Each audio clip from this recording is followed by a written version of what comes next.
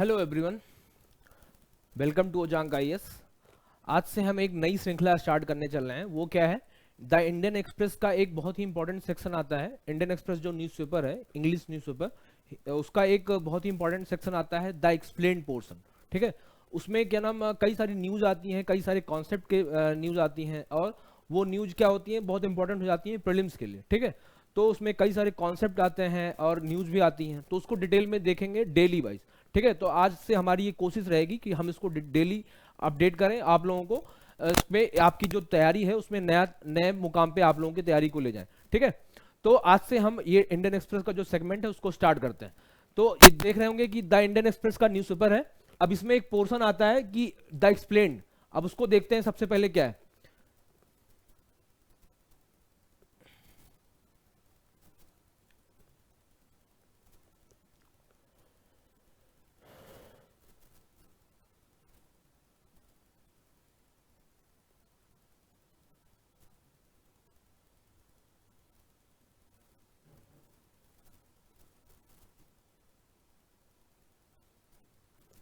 ये देखिए ऐसे आता है द एक्सप्लेन्ड। ठीक है, एक्सप्लेन करके एक ऐसे पोर्शन आता है।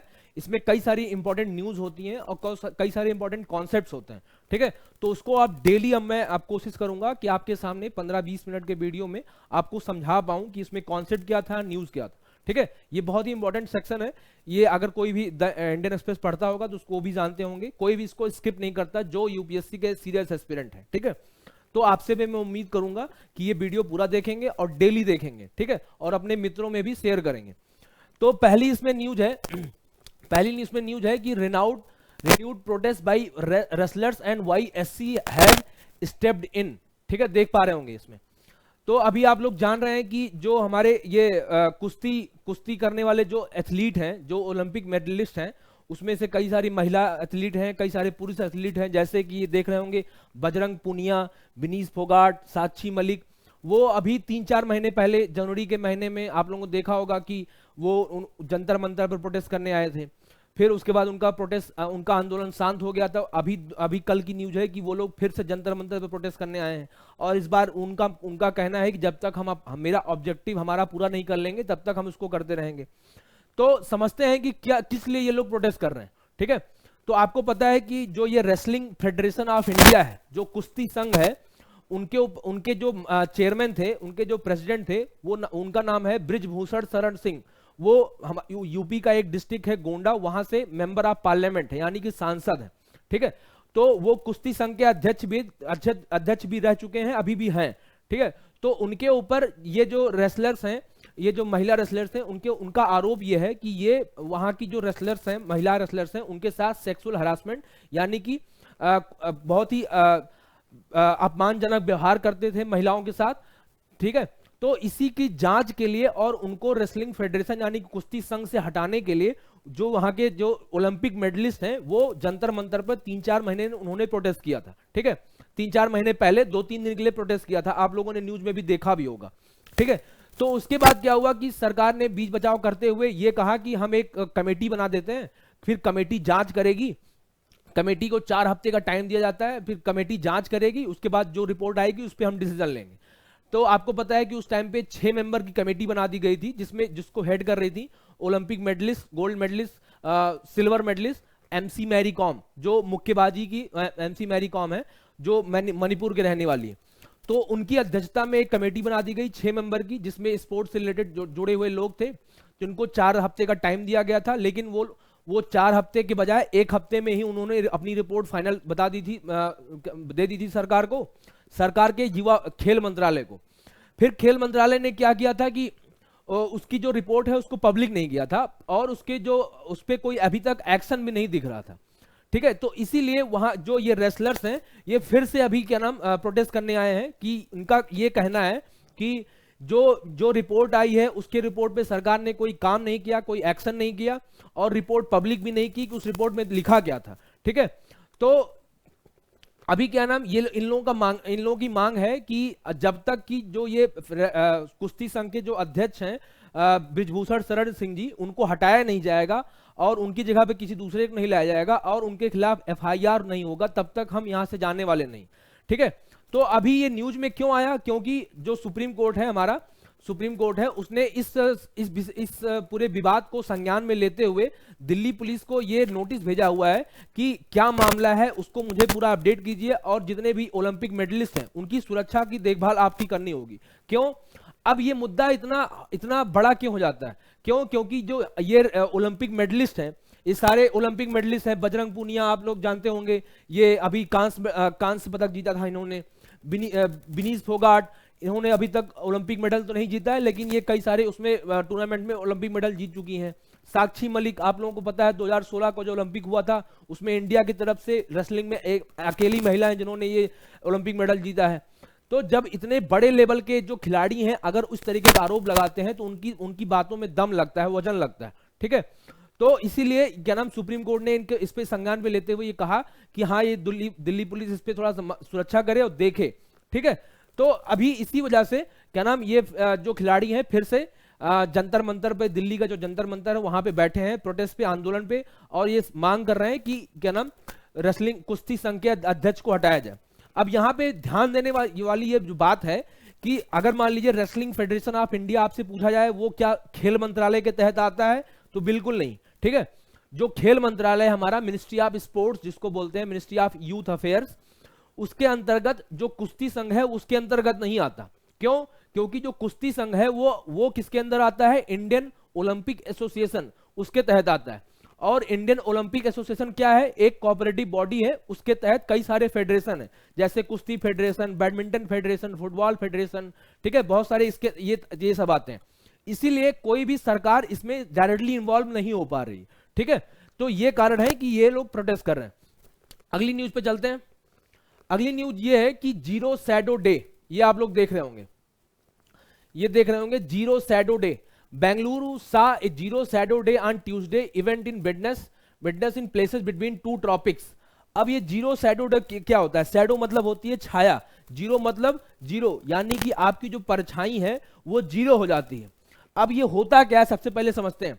जीरो शैडो डे क्या होता है कि मान लीजिए आप कभी धूप में खड़े हों, तो अगर आप खड़े होंगे तो आपकी जो परछाई होगी वो क्या नाम सूरज के रोशनी के विपरीत दिशा में कहीं वो आपकी जो परछाई देखने को मिलेगी। अगर आप खड़े होंगे तो सूरज इस तरफ है आपके दाईं तरफ, तो आपकी परछाई उस तरफ होगी, ठीक है। आपके अगर सामने सूरज है तो आपकी परछाई पीछे होगी, ठीक है। यानी कि कहीं ना कहीं आपकी जो परछाई है, आपकी जो इमेज है, परछाई कहीं ना कहीं किसी न किसी एंगल में बनेगी, ठीक है। लेकिन एक ऐसा दिन आता है और एक ऐसी जगह, पर्टिकुलर जगह पे दिन आता है जब आपकी परछाई जीरो हो जाती है, यानी कि आपकी परछाई बिल्कुल कहीं पे पड़ती ही नहीं है, आपकी परछाई केवल ऐसे ही रहती है। वो कब हो सकता है? वो तब होगा जब आपके सर के ऊपर जो सूरज की रोशनी है वो डायरेक्टली सीधे पड़ेगी, ठीक है। मान लीजिए ये आप हैं, इसके ऊपर मैं क्या नाम यहां से मैं फोकस, यहां से मैं मान लीजिए रोशनी डालूं, तो क्या होगा? इसकी रोशनी डालूंगा या टॉर्च लेकर डालूंगा तो इसकी परछाई यहां पड़ेगी, ठीक है। या अभी यहां से डालूंगा तो इसकी परछाई इधर पड़ेगी। जब ऐसे करके डालूंगा तो इसकी परछाई क्या होगी? नीचे पड़ेगी, ठीक है। तो क्या होगा कि इसी को बोलते हैं जीरो शैडो डे। एक दिन आता है ऐसा पूरे साल भर में जब जो सूर्य होता है वो हमारे शरीर के लंबवत यानी कि परपेंडिकुलर रहता है, तब उस दिन को बोलते हैं जीरो शैडो डे। अब ये जीरो शैडो डे कब होता है, कहां पे होता है? आपको पता है जो ये पृथ्वी है दो भागों में बटी है, ठीक है। ये उत्तरी गोलार्ध, ये दक्षिणी गोलार्ध, यानी कि नॉर्दर्न हेमिस्फेयर और सदर्न हेमिस्फेयर। अब इसमें पता है कि ये होती है ट्रॉपिक ऑफ कैंसर यानी कि कर्क रेखा 23.5 डिग्री, ये होती है ट्रॉपिक ऑफ कैप्रिकॉर्न। अब कर्क रेखा और मकर रेखा के बीच में जो पोर्शन होता है उसको बोलते हैं ट्रॉपिकल एरियाज, ठीक है, यानी कि उष्ण कटिबंधीय प्रदेश, ठीक है, क्षेत्र जिसको बोलते हैं उष्ण कटिबंधीय क्षेत्र। अब जब सूरज की रोशनी यहां पे चमकती है, ठीक है, आपको पता है कि साल भर में होता है, एक होता है उत्तरायण, एक होता है दक्षिणायन। उत्तरायण में क्या होता है? जब सूरज जो है उत्तर की तरफ चढ़ता है, यानी कि जब हमारे पूरे उत्तर भारत में गर्मी आती है, ठीक है, जिसको बोलते हैं उत्तरायण। जब उत्तरायण होता है तो यहाँ पे ट्रॉपिक ऑफ यानी कि कर्क रेखा के ऊपर, जो कर्क रेखा और मकर रेखा के बीच में जो क्षेत्र है उसमें एक दिन ऐसा आता है जब सूरज की रोशनी हमारे लंबवत चमकती है। तो बेंगलुरु में कल का दिन जो 25 अप्रैल का दिन था वो ऐसा ही था जब वहां पे सूरज की रोशनी किसी एक टाइम पे 12:15 के बजे के आसपास, 12:15 जो दोपहर में एक टाइम पे सूरज की रोशनी एकदम परपेंडिकुलर यानी कि सीधे चमकी थी, ठीक है। तो उसी को बोलते हैं जीरो शैडो डे, ठीक है, जीरो शैडो डे। अब ये जो जीरो शैडो डे है, ये क्या नाम, केवल इन्हीं दो कर्क रेखा और मध्य मकर रेखा के बीच में ही चमकता है, ठीक है। यानी कि एक बार सूर्य जब उत्तरायण होगा तब यहां चमकेगा, और एक बार जब सूर्य दक्षिणायन होगा तब यहां चमकेगा, ठीक है। तो अभी वह न्यूज थी कि जीरो शैडो डे ये बेंगलुरु में मनाया गया, ठीक है। अगली न्यूज है quantum computers and India. Quantum computers and India, इसको मैंने डिटेल में अपने क्वांटम कंप्यूटर क्या होता है, इसको मैंने डिटेल में अपनी करंट अफेयर बैच में और क्या नाम एडिटोरियल की क्लास में बताया भी है। अगर आपको नहीं पता है मेरी एडिटोरियल की क्लास कहाँ होती है, तो एक बार प्लीज आप ओजांग सर लाइव और ओजांग जीएस एनसीईआरटी के चैनल पे सुबह 10:30 बजे मेरी एडिटोरियल की क्लासेस होती हैं। वहां मैं द हिंदू के एडिटोरियल और केस स्टडी करवाता हूं, ठीक है। अगर आपको नहीं पता है तो प्लीज वहां ज्वाइन कीजिए, ठीक है। मैंने इसको डिटेल में करवाया भी है। तो होता क्या है कि अभी भारत सरकार ने 6,000 करोड़ रुपए रखे हैं नेशनल क्वांटम मिशन के लिए, ठीक है। अब ये क्वांटम मिशन क्या होता है, उससे पहले जाना जरूरी है कि क्वांटम टेक्नोलॉजी क्या होती है, ठीक है।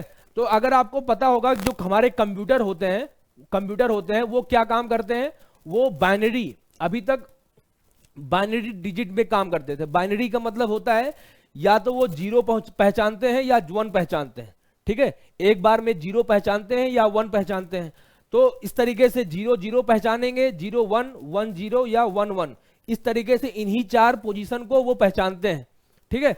एक बार में एक ही चीज ले सकते हैं, या तो जीरो लेंगे, 0 0 लेंगे, या तो 0 1 लेंगे, या तो 1 0 ले सकते हैं, या 1 1 ले सकते हैं, ठीक है। इसको बोलते हैं बिट सिस्टम या बाइट सिस्टम, ठीक है। बिट सिस्टम इसको बोलते हैं, ठीक है, बिट सिस्टम। अब क्या हो रहा है, अगर मान लीजिए ये सब पोजीशन 0 0 0 1 1 0 या 1 1, ये सब पोजीशन एक साथ अगर कंप्यूटर पढ़ने लगे, ठीक है, एक साथ, या तो जीरो ये एक साथ पढ़ने लगे, तो उसको बोलते हैं क्यूबिट, क्यूबिट बोलते हैं, ठीक है, क्यूबिट, क्यूबिट सिस्टम। और उसी को बोलते हैं क्वांटम टेक्नोलॉजी। क्वांटम टेक्नोलॉजी मतलब क्या हुआ कि एक साथ, क्वांटम मतलब क्या होगा, तेजी से छलांग लगाना। तो अगर मान लीजिए कंप्यूटर अभी 0 0 पढ़ रहा है, ठीक है, तो एक साथ वो कई सारी इंफॉर्मेशन पढ़ रहा है, यानी कि उसके माइंड में कई सारी चीजें स्टोर हो जाएंगी। तो इसी को बोलते हैं क्वांटम टेक्नोलॉजी, ठीक है। तो अभी इसी क्वांटम टेक्नोलॉजी के लिए भारत सरकार ने 6,000 करोड़ रुपए का बजट रखा हुआ है कि 6,000 करोड़ रुपए में हम 2030 तक क्वांटम टेक्नोलॉजी को, अपने जितने भी सुपर कंप्यूटर्स हमारे देश में, उसको हम विकसित करेंगे, ठीक है। अब क्वांटम टेक्नोलॉजी का फायदा क्या है, क्वांटम टेक्नोलॉजी का फायदा यह है कि मान लीजिए कंप्यूटर की जो गणना थी वो पहले 10 सेकंड थी, मैं उदाहरण के तौर पर बता रहा हूं। मान लीजिए पहले कंप्यूटर की गणना 10 सेकंड में करता था, अब क्या करेगा वो 5 सेकंड, 3 सेकंड, 2 सेकंड में कर देगा। कोई भी आप कोई भी चीजें आप जो सोच सकते हैं कि कोई भी क्षेत्र जहां पे कंप्यूटर का उपयोग है, जैसे वेदर हो गया, यानी कि मौसम विज्ञान बताने के लिए वहां पे क्वांटम टेक्नोलॉजी का यूज हो सकता है। जैसे खेती किसानी है, उसमें अगर आपका जो कोई भी जैसे कोई मृदा है, आपकी जो मिट्टी है, उसमें आप क्या करेगा, क्वांटम टेक्नोलॉजी की मदद से ये बताया जा सकता है कि आपके मिट्टी में किस किस चीज की कमी है, मतलब नाइट्रोजन की कमी, फास्फोरस की कमी, पोटास की कमी, और ये भी बताया जा सकता है कि नाइट्रोजन की कमी के लिए कौन कौन से खाद डाले जाएं या क्या चीज की जाए, ठीक है। हेल्थ में बहुत इंपॉर्टेंट है। हेल्थ में कैसे इंपॉर्टेंट है कि ये आपको पता लगा सकता है कि आपके शरीर के अंदर कौन कौन सी बीमारियां हैं और उन बीमारियों के लिए क्या क्या दवा दी जा सकती है, ठीक है। और ये क्या नाम, कंप्यूटर गणना करने में बहुत आगे है, ठीक है, फास्ट कर सकता है। ये हमारे इकोनॉमी, अर्थव्यवस्था के लिए बहुत इंपॉर्टेंट है, ठीक है। कोई भी गणना हम बहुत तेजी से कर सकते हैं। हम सैटेलाइट के लिए बहुत इंपॉर्टेंट है। अगर हम सैटेलाइट छोड़ते हैं, अभी तक हमारे पास सुपर कंप्यूटर अभी कुल मिला के 4 से 5 है, ठीक है। अब हमारे पास कंप्यूटर, ये अगर क्वांटम मिशन आ जाएगा तो हमारे पास सुपर कंप्यूटर की संख्या कई गुना बढ़ जाएगी, ठीक है। तो हमारा ये इसरो अंतरिक्ष अभियान तेजी से सक्सेस हो सकता है, ठीक है। तो इसके फायदे बहुत, हर एक फील्ड में बहुत ज्यादा है, लेकिन इसके साथ साथ कई नुकसान भी हैं। जैसे कि क्वांटम टेक्नोलॉजी आ जाने से हमको उस तरीके का स्किल भी पैदा करनी पड़ेगी, हमको लोगों को उसमें ट्रेन भी करना पड़ेगा, जो हमारे यहाँ मैन पावर अभी कमी है। हमको क्योंकि इंटरनेट भी देना पड़ेगा उसी स्पीड में, तो उसके लिए हमको हमारा इंफ्रास्ट्रक्चर बिल्ड करना पड़ेगा। और क्योंकि लोगों के पास इंटरनेट की गति ज्यादा हो जाएगी, तो लोगों की जो प्राइवेसी है, निजता, वो कहीं ना कहीं इसमें प्रभावित होगी। साइबर वारफेयर यानी कि साइबर क्राइम भी बढ़ सकते हैं, ठीक है। इस तरीके की बहुत सारी चुनौतियां इसमें भी हैं, लेकिन भारत सरकार ने एक कदम लिया है, बहुत अच्छा कदम है कि एक रिसर्च और डेवलपमेंट के लिए एक साइंस एंड टेक्नोलॉजी यानी कि विज्ञान और प्रौद्योगिकी में भारत सरकार इन्वेस्ट कर रही है, वो बहुत ही सराहनीय कदम है। ये यूपीएससी के लिए बहुत ही इंपॉर्टेंट पॉइंट है, ये मेंस में भी आ सकता है और प्रीलिम्स में भी आ सकता है। अगली न्यूज है कि India's first water metro green boards feed कोचीज metro rail. अभी आप लोगों ने देखा होगा, कल जो हमारे प्राइम मिनिस्टर हैं मोदी जी, वो गए थे केरला गए थे, वहां पे कोची में उन्होंने एक मेट्रो रेल का उद्घाटन किया। अब ये मेट्रो रेल क्या होती है, जैसे आप लोगों ने अगर दिल्ली मुंबई और बड़े शहरों में गए होंगे, वहां पे जहां पे मेट्रो चलती होगी तो मेट्रो सवारी की होगी। अब मेट्रो क्या होती है, एक पिलर पे चलती है, ठीक है। तो अगर वही मेट्रो पानी में चलने लगे तो उसी को बोलते हैं वाटर मेट्रो। अब पानी में चलाने के लिए मेट्रो को क्या क्या चीजें लगेंगी, एक तो क्या नाम कई तरीके से हो सकता है, जैसे डीजल से कोई भी मेट्रो चल सकती है, इलेक्ट्रिक से चल सकती है, सोलर से यानी कि सौर ऊर्जा से चल सकती है, या फिर क्या नाम बैटरी से चल सकती है, कई सारे तरीके से ये मेट्रो चल सकती है। अब पानी में मेट्रो चलाने से क्या होता है कि एक तो हमारा जो टूरिज्म है वो बढ़ जाएगा, ठीक है, वहां के लोगों को नौकरियां मिलेंगी, ठीक है, नए नए तरीके के रोजगार पैदा होंगे, और क्या नाम ये हमारी जो ट्रांसपोर्टेशन की सुविधा है वो बढ़ जाएगी। तो अभी प्राइम मिनिस्टर जी ने वाटर मेट्रो का उद्घाटन किया, कहां पे, कोच्चि केरला में।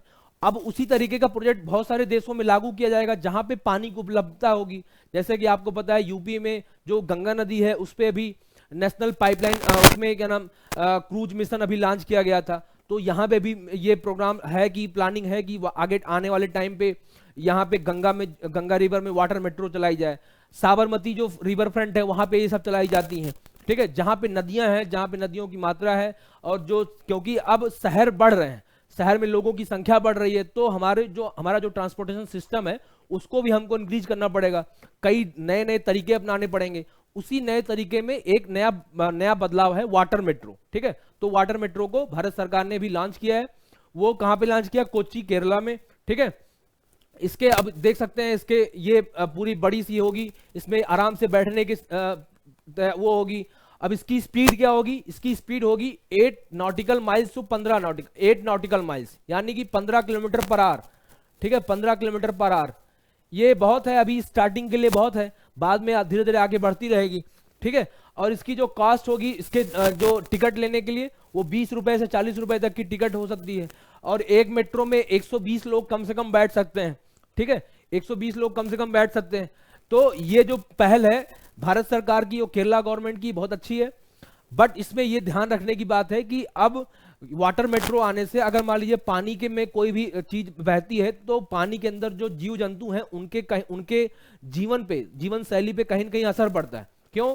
क्योंकि मान लीजिए डीजल पावर व्हीकल चलेगी तो क्योंकि धुआं निकलेगा, ठीक है, और आवाज होगी बहुत ज्यादा, पानी के अंदर हलचल होगा, तो जीव जंतु जो है, मछलियां जो हैं, जो भी वहां के पानी के अंदर जो जीव जंतु रहते हैं वो कहीं ना कहीं प्रभावित होंगे, ठीक है।